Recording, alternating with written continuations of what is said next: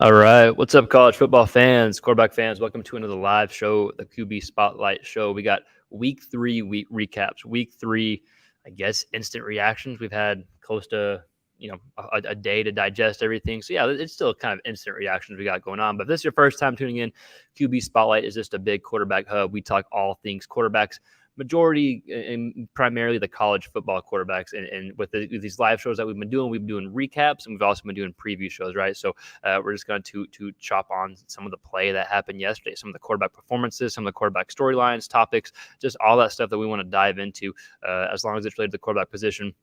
That's what we want to dive into here. So yeah, if you like the quarterback position or just college football in general, if you're a big junkie, please consider liking, subscribing, all that YouTube stuff. It really does help. So let's go ahead and start with Shedeur Sanders first. Let's go ahead and jump into that game and talk about the play of one, Shedeur Sanders, but two, what he had to kind of overcome and the adversity that was put on early on or throughout the whole majority of the game until the very end, because Colorado State did a really good job getting pressure on them, right? Yeah, they had 4 sacks, but they had 17 total pressures, right? So that means sacks, hurries, hits. They forced Colorado to do things differently. Colorado wasn't able to take a lot of deep shots. I think Sanders only completed 2 passes over 20 yards. His yards per attempt like 7.1, 7.4, something along those lines. And the 2 previous games, they were 9 plus, 10 plus. So Colorado State did a good job forcing Sanders and forcing Colorado to keep the ball in front and not be able to take vertical shots. And guys and girls, as we're talking about these quarterback recaps, if y'all have any quarterbacks you want to cover or touch on, please let us know in the chat, or any topics you want to get into, and we'll make sure that we do that. Back to Shedeur Sanders. So start off first half, only 60-something yards in the air. I think was it tied at the first half, or at least if it wasn't tied, it was Colorado State was ahead, and then Colorado State was ahead majority of the second half. It was a good job by the defense of Colorado State, and Sanders was. He played a really good game, especially towards the end, but just no deep shots were able to be made. Their run game wasn't able to get going for Colorado. Colorado State got pressure on him, so the play action wasn't going to be able to work very much. So Colorado had to rely on Sanders in the straight drop back, just a regular passing attack, which Sanders was able to execute when it mattered. That was my biggest takeaway from Shedeur Sanders, was situational football, the ability to execute and the ability to do it well at a high level when the game is in the line, right? And just the ability to execute. And you heard him talk about after the game, like, I had to go Brady mode, right? Well, that looked like a Brady drive, right? Being down 2 minutes, less than 2 minutes to go, down by 8, and able to have 4 or 5 really big throws to go down the field, and they score the touchdown, and then you're down by 2, but then you still have the 2-point conversion that you have to convert on. So he made some really big throws. He bought time in the pocket with his legs, kept his eyes downfield. He took his shots at the end of the game when he had to. But yeah, the biggest takeaway was just his ability to execute. Just because Colorado State did a good job, but it was the ability to execute and and it was when he executed. So situational football was huge for Shedeur. And then, of course, when you go into overtime, he's able to continue doing what he did. Just another great game by Shedeur. We talked about him last week. And the theme for Shedeur was the ability to adjust, ability to find a different way to get the job done. This week, it was like, man, they kept trying. And then situational football, when it mattered, he was able to execute. So just different ways of Shedeur Sanders finding ways to get the job done. So kudos to them. Another thing, another kind of crazy stat, actually, which give props to Colorado State's defense, was 14 out of 38 of Shedeur's completions. So he had 38 completions. 14 of those completions were behind the line of scrimmage. So again, just not a lot of vertical shots were taken, but they found a way to win, and he executed when he had to. So kudos to Colorado State. Also, kudos to their quarterback, Colorado State's quarterback. How do you pronounce that name? I kept messing it up. Is it? Excuse me, horrible podcasting. Fowler Nicolosi, right? I know he had 3 interceptions, but man, he can sling it. He's what you call like a typical gunslinger, just dropping back and just slinging that rock. I think Colorado State's actually probably in a pretty good position moving forward at the quarterback position. So, yeah, kudos to them. All right, let's move on. Let's move on to probably my favorite quarterback performance of the weekend. That was Jayden Daniels from LSU. If you didn't get a chance to watch this, go back and check out some of these clips. This was probably his best game as an LSU Tiger, maybe his best game overall as a quarterback overall in his career. You have a few other games you could probably argue against that, but But yeah, he did everything well, everything a quarterback needed to do. It wasn't just like one thing he did good. A lot of times you see Daniels and you see him having success. You're like, okay, he did well running the ball. He had a few good pass plays where he scrambled and threw the run. Well, that was true for this game. He did everything good. He scrambled. He used his legs to buy time, but he also had straight drop back passes. He had great vertical throws downfield. He took what the defense gave him. There's a lot of things that Daniels did really, really well, which kind of shows at least us that his ability to continue to get better is there. And that streak that he had last year where he played Ole Miss, Alabama, Florida, that was a really good 3-game streak. This game reminded me of that streak, but only better, right? He was 30 of 34. So that's a completion percentage of 88, which is outstanding. 361 yards, 10.2 yards per attempt, 2 tutties, 64 yards on the ground with 2 more touchdowns on the ground. I really think it was the best game that Daniels has played, at least I've seen. I probably watched most every LSU game. But again, it was just the ability to do well at every area that the quarterback needs to do well in. He was accurate in his downfield throws. Vertically, he had 4 attempts of passes 20 yards or more down the field. He completed all 4 of them for 152 yards and 2 touchdowns, right? So really accurate downfield. But then he only had 4 more passes past 10 yards. Like, he didn't take a ton of shots, but all those passes, the passes past 10 yards, which he had, I think, 8 attempts, he was 7 or 8. So really accurate downfield, really accurate mid-range throw. And then he took what the defense gave him too. It was 18 of 20. That's just a good example of taking what the defense gives. You don't have to take shots downfield all the time if they're not there. But when they're there, you take them, you complete them, you're accurate. When they're not there, you hit your guys underneath. It's like he did 18 of 20 for passes between 0 and 10 yards. He found the matchups.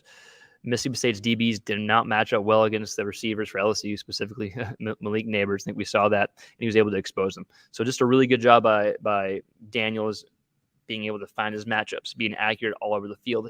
The last thing he did really well was just distribute the ball the entire field. He made Mississippi State's DBs, Mississippi State's corners, Mississippi State's defense in general have to defend the whole field. He had 361 yards passing total, right? 50 of those yards came outside the left numbers. 120 yards came between the numbers, and 160 yards came outside the right numbers. So he forced Mississippi State's defense to defend the whole field. Really good job distributing the ball the entire field. So I just thought Daniels did a really good job. Probably my favorite performance from the whole game, or the whole slate of games yesterday. You could argue about, Penix and some other performances that we'll get to. But I think Daniels probably played his best game for LSU. So got Arkansas coming up. Well, that's something that we'll preview for sure. But just to recap the performance, man, just a good example of being comfortable and doing everything offensively that is asked of you. And it was nice seeing those shots that he hit downfield. Now Will Rogers, on the other hand, Mississippi State quarterback, man, just did not look comfortable. I think there was a point where I think they had 11 straight plays where they did not even get a yard or something like that. I may be butchering it, but yeah, just the offense just still isn't clicking. I really like Will Rogers. I think he's a good quarterback, and I think he's an accurate quarterback and did well in the system he was in the past few years. But yeah, still not clicking for Rogers. So with that said, let's go ahead and move on. Let's talk about Brady Cook in Mizzou. One of my favorite performances, again, maybe my third one. I'm kind of going in order almost as far as like my favorite performances. But yeah, I thought Brady Cook from Mizzou did a really good job and was the main reason why they were able to beat Kansas State. Like, it's just a really evenly matched up game, really evenly matched up teams. The biggest takeaway for me with Cook was, I had 2 takeaways, but he was able to push the ball downfield and have 356 yards passing. I thought that was huge to take some vertical shots. But it was when he took them. It was big throws that kept him in the game. And similar to Shedeur, situational football really came into play here for Brady Cook in Mizzou. And I thought like those kind of keys alone really led them to be able to be on the other side of the game and hit that 61-yard field goal. So let's talk a little bit more detail for Brady Cook. And again, if you're watching this, thank you for tuning in. Feel free to like, share, subscribe, all that YouTube stuff. It does help. If you've got any questions, comments, please feel free to go ahead and leave them below. All right, so Brady Cook, we talked about situational football. And here's what I mean by it. So he didn't there wasn't a ton of pressure. He didn't throw with a ton of pressure. Only 7 of his 35 attempts, there was like actual pressure in his face. So he did a really good job, or Mizzou did a good job keeping him clean. And then when he was kept clean, he did a really good job. But when there's pressure in his face, he only completed 3 out of those 7 passes. But of those 3 completions, 2 were touchdowns. So that's what I mean by situational football, completing the balls when they matter, right? So both of his TD passers were under pressure. He was 23-35, 356 through the air, and 2 tutties. So that's what I mean by under pressure. 3 completions under pressure, but 2 went for touchdowns. And he was phenomenal when he was kept clean and when there was no pressure, right? Also, the vertical shots. He was 4-7 for $142 on throws, 20-plus yards downfield. The ability to connect on those deep throws, and we highlighted this. We have a video coming out of Brady Cook tomorrow if you're interested in a bit more detail. But the ability to hit those throws was the difference in the game. And a lot of those vertical throws came off play action. He was 8 of 11 off play action, so 8 completions off play action. Of those 8 completions, went 197 yards. So 8 completions, they went 197 yards. That's averaging 20-something a completion. So most of the shots downfield were off play action. So a good job taking shots downfield, but also, and this is similar to Jayden Daniels, he did a really good job throwing and hitting his guys underneath. So in his straight dropbacks, he was 15-25. Not bad at all, right? For $150-something through the air. So not a huge yards per attempt. But it's a good example of taking what the defense gives you. And he was able to do that. So I thought Brady Cook, maybe an underrated performance, is because, Mizzou Kansas State was one of the bigger games this weekend, actually, but just with Brady Cook in general, Mizzou in general, they don't get a ton of attention, but I thought it was one of the better performances of the weekend. So those vertical shots, the ability to go play action, and the ability to take what the defense gives you. And the last thing was he found the weakness of Kansas State's defense, or at least the weakness for that game against Mizzou. He was able to attack the middle of the field. He lived in the middle of the field. He did a really good job hitting middle of the field throws. Of his 356 yards passing, 277 yards were between the numbers. So he was middle of the field, and Kansas State didn't really have an answer for it. He had 3 completions in total in general. Yeah, he was 23-35 in total, but he was 19 of 24 between the numbers. So he only had 4 completed passes outside the number. So he just, he took what the defense gave him. And if they were going to give him the middle of the field, then he kept going middle of the field, right? So just to kind of wrap up Brady Cook and his tough performance, and it was really his ability to execute in the situations that he needed to. Hit some deep throws off play action. He took what the defense gave him as well, and then he lived in the middle of the field. He found the weakness of Kansas State. He's able to attack it. So really good performance for Brady Cook and Mizzou. And the SEC East number 2 seems way more up for grabs with Tennessee losing than it did prior to this week. So. All right, with that, let's move on to some more SEC. We got several more SEC games that we want to touch on and jump into. South Carolina, Georgia. I want to spend the majority of this game or this segment talking about Spencer Rattler, because I thought he actually played a really good game. I thought he made some really good throws. And this is a perfect example of not judging a performance by the box score. If you just went and looked at the box score, I think he was like 22 of 42 or something like that for 2 interceptions and maybe 200-something yards, something like that. But one of those picks came at the end of the game. It was like 3rd and 20, and the game was almost out of reach, and he just had to throw it up to try and make a play. I forgot when the other pick came, but it was towards the end of the game. And starting off, when the game started off, like the ball was out quick. It's exactly what he needed to do to have success. The ball was out quick. But even with that, they took some shots downfield too, which they completed on. And they were able to move, especially that opening drive when they drove down and scored. They were able to move on Georgia's defense. I think largely because Rattler got the ball out quick because he had to, because there was so much pressure coming on him. But then he was able to hit some shots, further down the field. Nothing crazy big, but hit some shots further down the field. He had that screen for a touchdown. He had a few good throws where he threw his guy open. I just thought he played really good football. There were some drops. He was taking hits. He was taking shots after shot. I thought he played a really good game, and one of my favorite performances I've probably seen Rattler play. They really had a chance for that upset, but then second half rolls around and Carson Beck is just even keel, and they're able to run the ball really well. Georgia is against South Carolina and take care of business. But overall, Rattler's performance I thought was pretty good, and probably pretty good for the scouts. I'm sure there are a lot of NFL scouts there. So I think, the ability to throw with pressure in his face, to take a shot and still deliver good balls down the middle, he demonstrated all that. He did a really good job against the best, arguably the best defense in the nation. And so, yeah, the box score, not great, nothing that you're going to, write home about.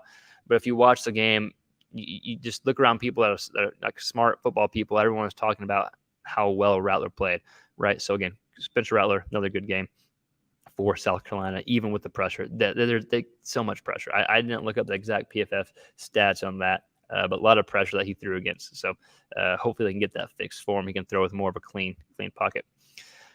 All right. Now here's not a SEC game. All right. So here's Michael Penix, another huge game for Washington. And they killed Michigan State. A lot of stuff going on at Michigan State.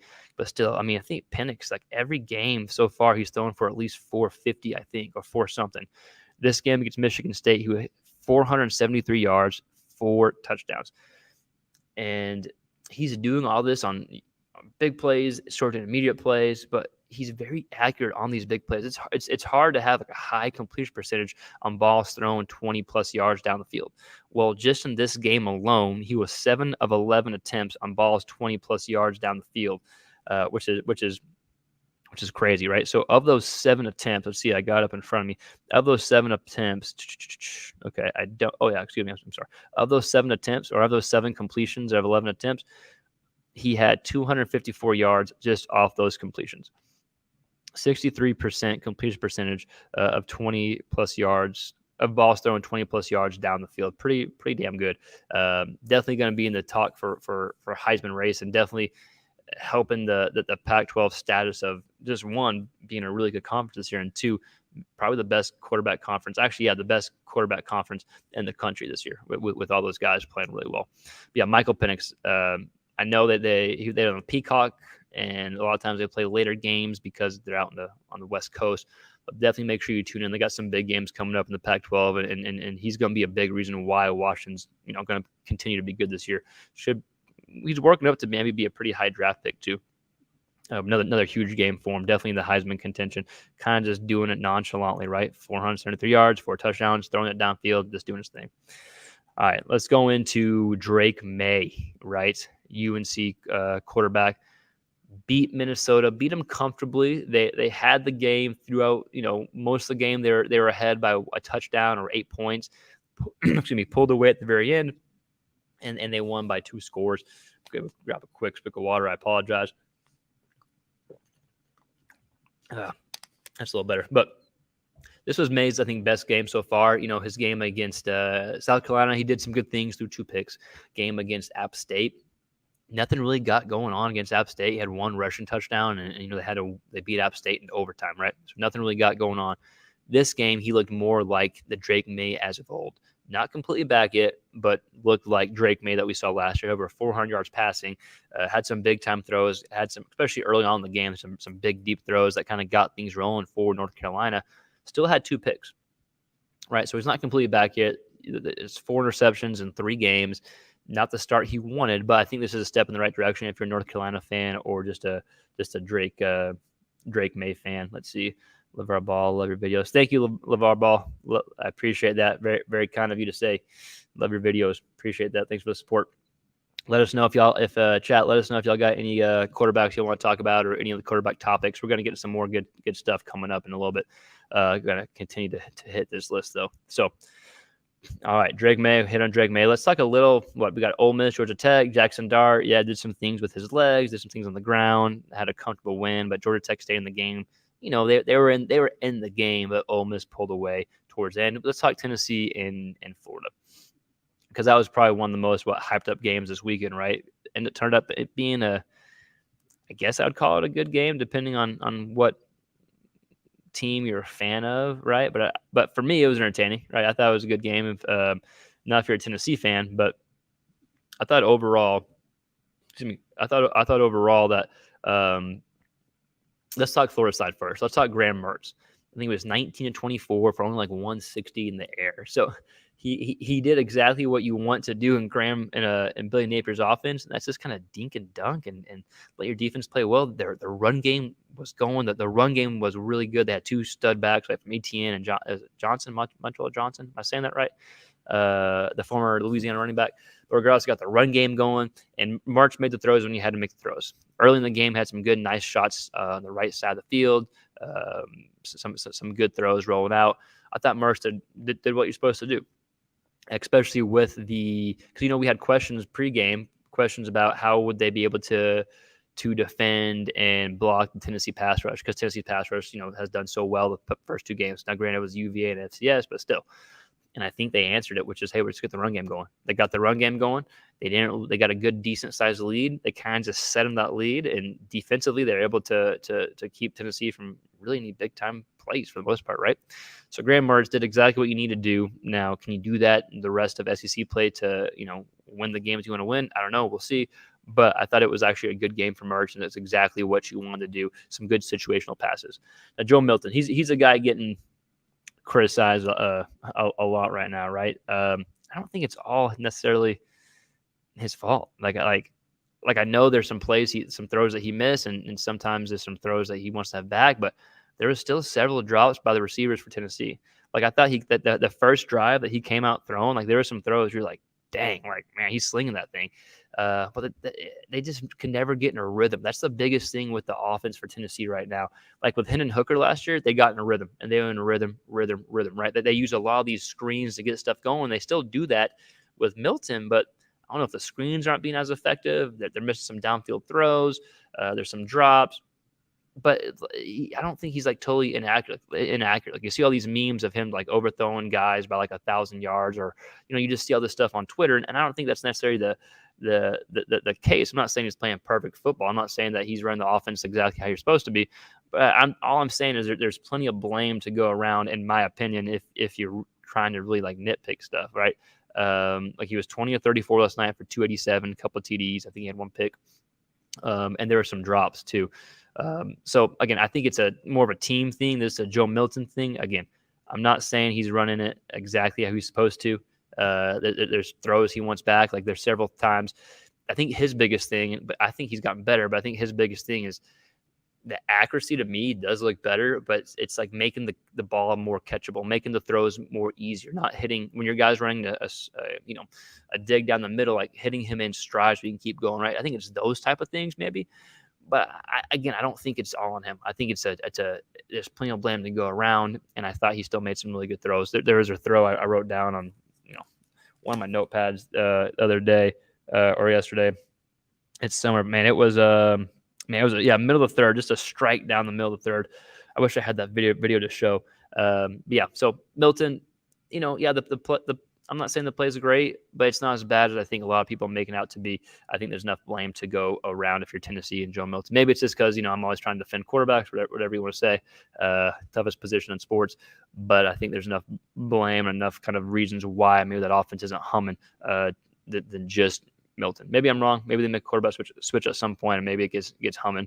But yeah, just my 2 cents on Milton and Mertz there. Let's keep chugging down. We got a couple more games I want to get into. Again, if y'all have any questions or quarterbacks or just topics y'all want to get into, let us know in the comments below. Let's hit on some more. Kyle McCord looked good the other day. That was like his first like big time game. I know it's Western Kentucky, but they haven't had those like huge performances or huge Ohio State type games that you would want to see. So nice to see Kyle McCord kind of get that performance down and score 60-something points, even if it was Western Kentucky. It's nice to see that if you're an Ohio State fan, especially with Notre Dame coming up. Florida State and Boston College. Man, Boston College's quarterback looked good. I don't know if y'all, let's see. You don't have that many. Man, thank you. That's really nice. I hope I pronounced your name. Alex said a really nice comment. Thank you. That's so kind of you to say. I won't read out loud. I just showed it on the chat. Very nice of you to say. I appreciate that. Very nice. We'll keep going. Thank you. I think it's Alex, but giving you a shout out. Thank you, man. Appreciate those kind words. So we'll keep going. Yeah, the Boston College quarterback, man, I thought he was a stud. I can't pronounce his last name. I think it's Thomas Castellanos. But man, running, throwing, like they almost beat Florida State with 31-29. Yeah, they had some help with some special teams, some turnovers. But man, Boston College has a quarterback that can play. That was a fun performance to watch. Drew Aller, let's talk about him real quick. And against Illinois' defense looked stout yesterday. I thought they were really good. Penn State, their defense, of course, looked stout. College, 5 interceptions against Illinois? I think Luke Altmaier had 4 picks. And the thing was, they were actually driving when they threw those picks. Illinois was. But yeah, not a great game by Illinois' quarterbacks. And Drew Aller was, you saw that there was still some growth. But they still won comfortably. Penn State, still happy there.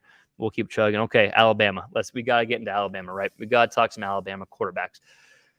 because there's so many different things going around. Like everyone's talking about, man, they should have started Milrow, right? Well, I think hindsight's 2020, and I think you got to remember what Nick Saban was talking about at the beginning of the season and the whole preseason. Like even when they named Milrow the starter, that wasn't set in stone. Like they said, this competition is still going on. So my thoughts, and again, I'm not claiming to be able to know what the greatest coach in college football was thinking by any means, but my thought was, okay, they know what they have in Milrow. They understand what they have in Milrow. They will want to see what they have in Buckner, and they were, I don't think they were envisioning to be tied 3-3, or I don't think they were envisioning to have to bench him. I think they were thinking we'll be able to have a comfortable win. We'll see what we have in Buckner, and then we can kind of compare the guys, right? Well, unfortunately, the performance wasn't what they wanted, and then they benched Buckner. They put Simpson in, did a little better, still struggled, ended up winning 17-3, which is great. If you're Alabama and you're just happy to get the win, but that's going to be the talk of the social media, probably, and the talk of who's going to start for Alabama quarterback, who's going to be the Alabama starting quarterback. Can they beat the teams they have coming up? Don't they have Ole Miss this weekend? Am I tripping? Yeah, I think Bama plays Ole Miss this weekend. But yeah, so I think that's a big headline. But I don't think maybe I should probably shouldn't say this. I don't know if it's that. I shouldn't say it's not that big of a deal. It is. You need a quarterback, but I think Milrow actually does some things well, and I don't think it was his fault. I don't even think Bama was blaming him for the game, for the loss against Texas. I really don't. I really just think they're trying to see what they had with other quarterbacks. I really think they probably weren't thinking they'd be in a dogfight in the fourth quarter against South Florida. They probably thought that they'd be up by 4 or 5 touchdowns and be able to have a good idea of how does Buckner compare to Milrow. Now you're probably figuring out how does Simpson compare to Milrow. Well, Miller does a lot of good things still. I know that he was the easy guy to scapegoat after Texas, but he does a lot of good things. He's a freak athlete, which that's what he has over the other guys. But he's able to, there is no real passing game. And so with the other two guys, right? Simpson gave a little more stability, but there's no real passing game. So this is something we're just going to sit back and wait and see what happens. There's always a method to the madness, right? With the quarterback carousel, if you will. But I'm guessing Miller is a guy moving forward. I'm guessing he's probably, that offense with him is still going to be one of the better teams in the nation. They're not a team to write off yet. They'll adjust their playing style. They need to adjust a lot of different things, get a lot of things fixed. But if okay, Miller's going to be my guy moving forward, you can really adjust that offense and make that offense really fit his skill set and put him in a good position to succeed. That's my thoughts on Alabama. We could keep talking more, but I don't want to bore y'all just with that. But that's my thoughts on Bama. I don't think they necessarily were blaming Milrow like a lot of the social media people were saying they were after the game, right? I think they were just trying to see what they had in other guys and thought the South Florida, this was the last team to kind of see what you had in other guys. Now you know what you have in all of them. You're probably going to go Milrow as Ole Miss comes up. All right, so we'll keep moving forward. Again, if you have any quarterbacks or any topics you want to hit on, let us know in the comments below. Let's see. DJU and Oregon State beat San Diego State. Iowa's offense still nothing to really write home about. They won 41-10, but the leading passer in that game had 124 yards, so not a lot of offense in that. Not a lot of quarterback firepower in that game. A few more. Let's see. There's a few more I want to hit on. Let's see. Going down the list right now, yeah, AJ Swan for Vandy put up some nice numbers, but they lost, right? Lost to UNLV. Not a great game there. Okay, so let's hit on these last few quarterbacks, and then we'll get out of here if there's nothing else that we want to hit on. Again, if y'all have any quarterbacks or topics you want to hit on, let us know in the comments below, and we'll get to it. I do want to talk some G5 quarterbacks, right? We hit on a lot of the big performances and kind of the storylines, the topics. I do want to talk G5 quarterbacks. I want to give a shout out to Mikey Keene from Fresno State, transfer from UCF, second Power 5 team that Fresno has beaten this year. They went to Purdue and beat Purdue. Then Arizona State, I think it was at Fresno, right? Maybe it was at Arizona State. I forget, but they beat Fresno Fresno beat Arizona State like 29-0, 28-0, something like that. And Mikey Keene had 280 yards and 2 tutties. Really good game for Mikey Keene. He's quietly become one of the best quarterbacks in the Mountain West. He may be the best quarterback in the Mountain West at the end of the season when it's all said and done. Just remember the name Mikey Keene if you're a quarterback fan. Carter Bradley from South Alabama. They went and killed Oklahoma State. It was like 27-0 at one point or something along those lines, right? 23-0. He had 2 touchdowns, only threw 16 times in that game because they were up the whole game. They kind of just got a big lead to set on it. there wasn't a need to pass, which if you would have told me South Alabama was going to beat Oklahoma State, I would have been like, okay, they're only a touchdown underdog. Not a big deal. Okay, they got the upset. But I would have thought Bradley was like 25 or 33 for 400 yards and 3 or 4 touchdowns. No, just 2 touchdowns, 16 attempts. That's all I needed. They were able just to kind of chill, take the gas or take the foot off the pedal, essentially. A few more G5 quarterbacks I want to get into. Chandler Rogers for North Texas. 313 yards, 2 touchdowns in a big game against La Tech. They're UNT's first W of the season. And Rogers is a guy started at UL Monroe last year, transferred to UNT. UNT named another guy their starting quarterback. And midway through week 2 last week against FIU, I think it was midway at some point, whatever. I think Stone Earl had several picks. They benched him, put in Chandler Rogers. Rogers had, I think, 3 touchdowns total, 1 on the ground, 2 passing, was able to come in and just kind of get that offense going, right? Then he starts this game against La Tech, has a big game, over 300 yards and 2 tutties. So good job for Rogers. Darren Granger for Georgia State, another big-time quarterback y'all need to check out. Georgia State had 466 yards against Charlotte and 4 touchdowns responsible for. Good athletic quarterback, can sling it, uses his legs a lot too, just does a really good job in that offense. Another good Sun Belt quarterback I'll need to check out. We had his tight end coach, Dan Ellington, on the show before. We also had Chandler Rogers on the show before. Got to give him a shout out. Talked about Fowler Nicolosi, the Colorado State quarterback, 3 picks. I think the last pick came at the very end of the game, I think, when they were trying to score in overtime. I think. Maybe I'm wrong. But I thought he was pretty impressive. That was his first start. He took over for Clay, was it Millen, I believe, the first week 1, when they were beating Washington State, or when they were getting beat by Washington State. And he just adds some juice. He's a gunslinger, man. He rips it. He's able to really sling it. He adds some juice to it. Caden Salter from Liberty, 6 total touchdowns. They killed Buffalo, 5 through the air, 1 on the ground. He was the big recruit that went to Tennessee. If y'all remember, then things don't work out, transfers Liberty. Last kind of game I want to talk about, unless you have any other quarterbacks y'all want to hit on or any other topics y'all want to hit on.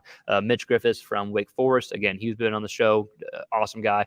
And they were down. Wake Forest was down 24-7 to ODU. Things not looking good.